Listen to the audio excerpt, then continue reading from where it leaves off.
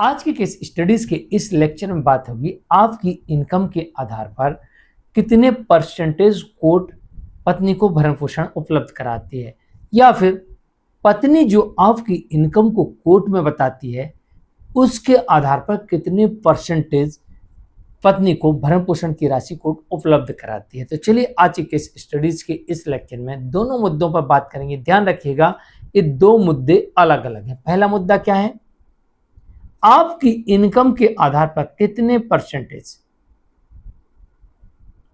Court पत्नी को भरण पोषण उपलब्ध कराएगी। दूसरा मुद्दा क्या है, पत्नी जो आपकी इनकम बता रही है तो पत्नी के द्वारा बताई गई पति की इनकम के आधार पर कितना परसेंटेज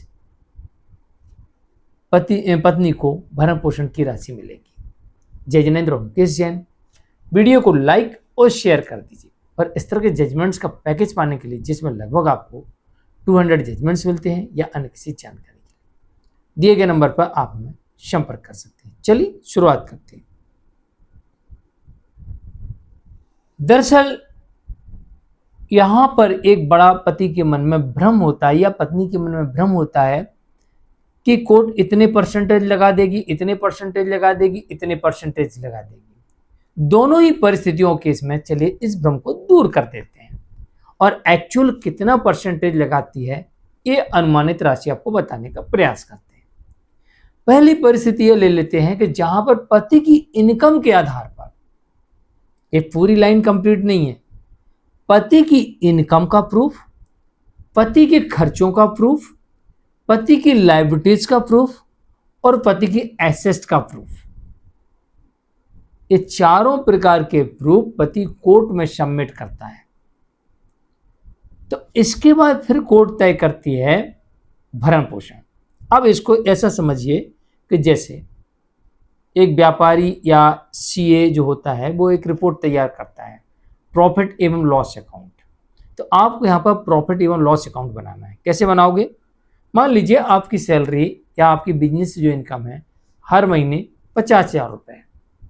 अब 50,000 रुपये आपकी इनकम है, आपकी रेंट की दुकान है या रेंट का मकान है, उसका रेंट जाता है, बिजली का बिल आता है, गैस भरवाते हैं, डीटीएच का बिल पे करते हैं, मोबाइल रिचार्ज करवाते हैं, सब्जी खरीदते हैं, दूध खरीदते हैं, चाय खरीदते हैं, बाकी राशन आता है। इसके अलावा आपके घर में झाड़ू पोंछे वाले आते हैं, इसके अलावा आप व्हीकल का उपयोग करते हैं, उसमें पेट्रोल लगता है, तमाम प्रकार के एक्सपेंसेस लगते हैं, आपके बच्चे पढ़ते हैं, आपके परिवार में भाई बहन है वो पढ़ते हैं, कोई बीमार है आपके परिवार में उसका मेडिसिन लगता है।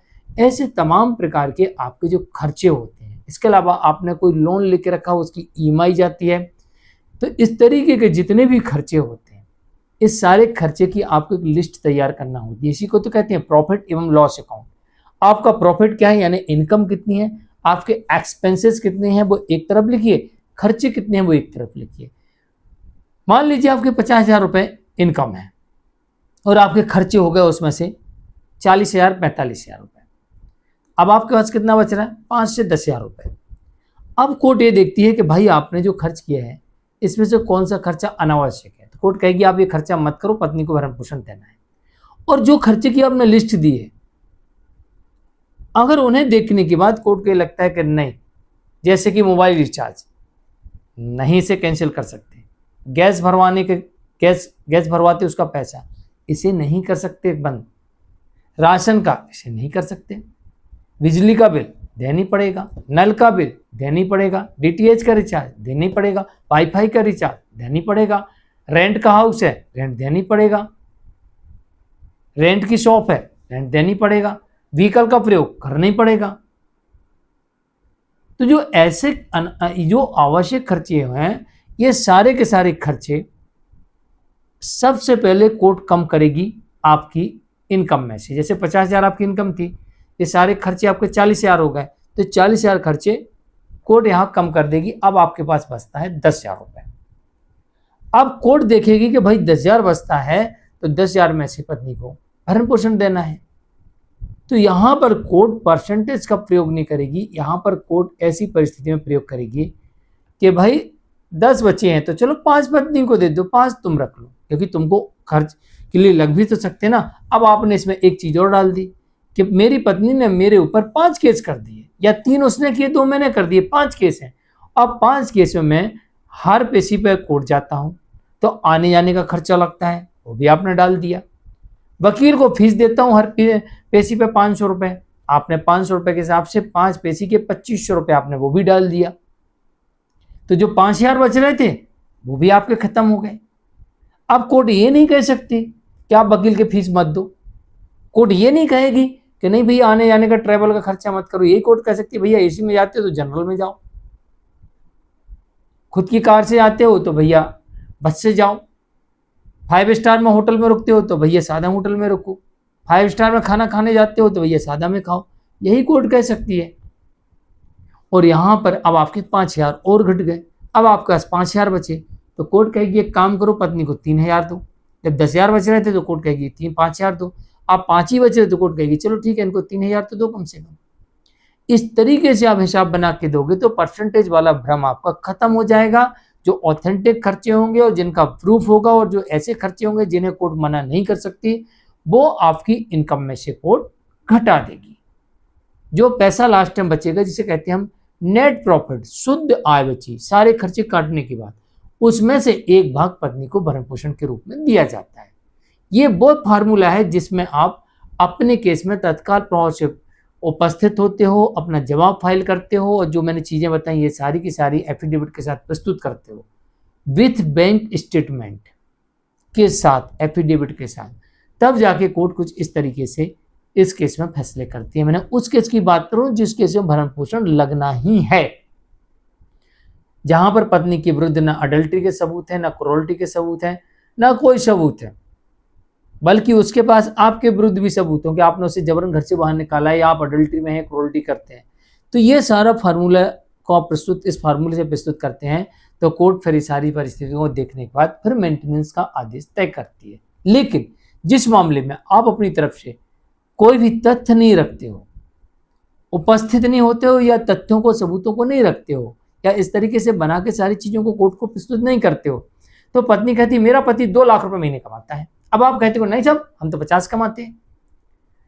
तो भाई आप तो कुछ दे नहीं रहे ना कोर्ट को, या तो डिले कर रहे हो, देंगे देंगे जब कोर्ट एकदम बिल्कुल गला दबाएगी तभी देंगे, अभी नहीं देते। तो यहां पर आप अड़े हुए हैं, या फिर आप सोच रहे हैं नहीं देते, नहीं जाते कोर्ट। तो जो पत्नी कह रही कि वो 2 लाख रुपए मेरा पति कमाता है, तो ऐसी स्थिति में कोर्ट यहाँ पर परसेंटेज का प्रयोग करेगी। सबसे पहले तो ये कहेगी कोर्ट के पत्नी ने कोई सबूत नहीं दिया। अगर पत्नी ने 2 लाख का सबूत दे दिया तो उसको देख के करेगी, और अगर पत्नी ने 2 लाख का सबूत नहीं दिया तो कोर्ट ये मान के चलेगी कि चलो पत्नी 2 लाख कह रही तो पति की इनकम 1 लाख हो सकती है, 1 लाख तो हो ही सकती है, 1 लाख नहीं तो 50,000 तो होगी होगी। तो चलो ऐसा करो, पति तो आ नहीं रहा, ना तथ्य रख रहा है, चलो पत्नी को 20-25 हजार रुपये भरण पोषण दे देते हैं। तो पत्नी 2 लाख बता रही है और अगर सबूत दे रही है तो उस मामले में 2 लाख का प्रूफ देने पर 2 लाख इनकम है और पति ने भला ही पक्षी में रखा तो यहाँ 25 से 50 हजार रुपये पत्नी को भरण पोषण लग सकता है। 25 से 50 हजार रुपये पत्नी को भरण पोषण कोर्ट तय कर सकती है। और अगर पत्नी की तरफ से भी कोई प्रूफ नहीं है, बस कह भी रही है, पति भी यहाँ पर अपना पक्ष नहीं रखना है या नहीं आ रहा है, तो ऐसी स्थिति में पत्नी को कोर्ट 1 लाख लगभग इनकम मानते हुए लगभग 20 से 25 हजार रुपये भरण पोषण तय कर सकती है।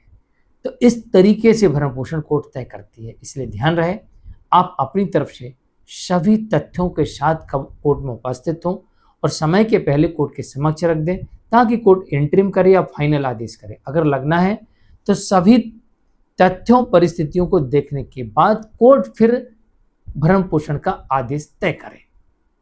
यह आपके ऊपर निर्भर है कि आपको अपने केस में कैसे भरण पोषण का आदेश करवाना। मैं अक्सर कहता हूं कि मेंटेनेंस का आदेश कोर्ट नहीं करती, मेंटेनेंस का आदेश पति और पत्नी करवाते हैं, क्योंकि आप ही तो तथ्य रखते हो, उन्हीं के आधार पर कोर्ट करती है। आप तथ्य रखोगे, पक्ष रखोगे, सबूत रखोगे, उसके आधार पर कोर्ट कर देगी आदेश। नहीं रखोगे कोर्ट अपने हिसाब से कर देगी। That's all. आज के लिए इतना ही। मुकेश जैन, नमस्कार।